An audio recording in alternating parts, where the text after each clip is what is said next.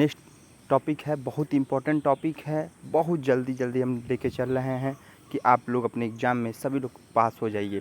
तो next part है बेटा कोहल वर्ग।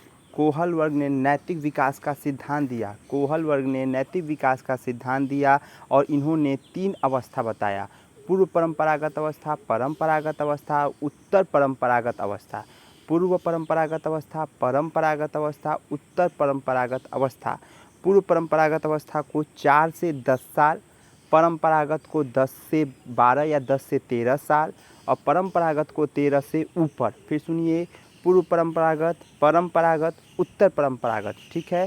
पहले वाले को 4 से 10, दूसरे को 10 से 13, तीसरे को 13 से ऊपर।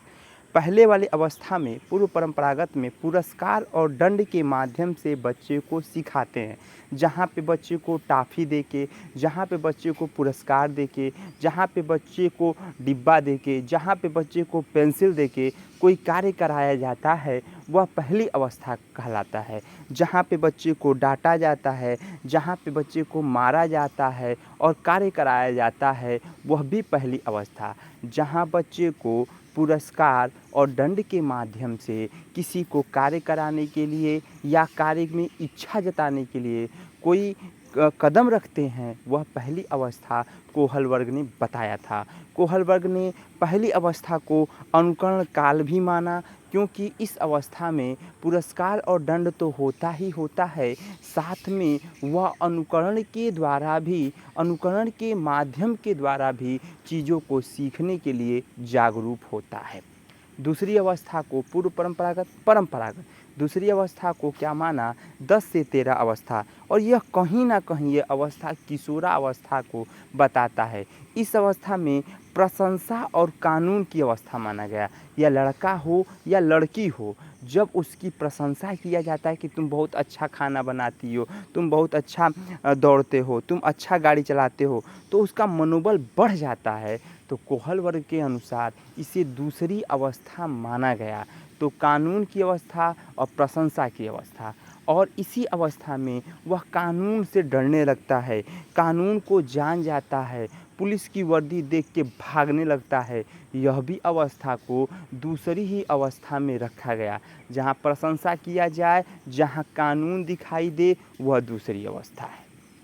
अब तीसरी अवस्था में यहाँ पे समाज को जान जाता है और वह सार्वभौमिकता हो जाता है।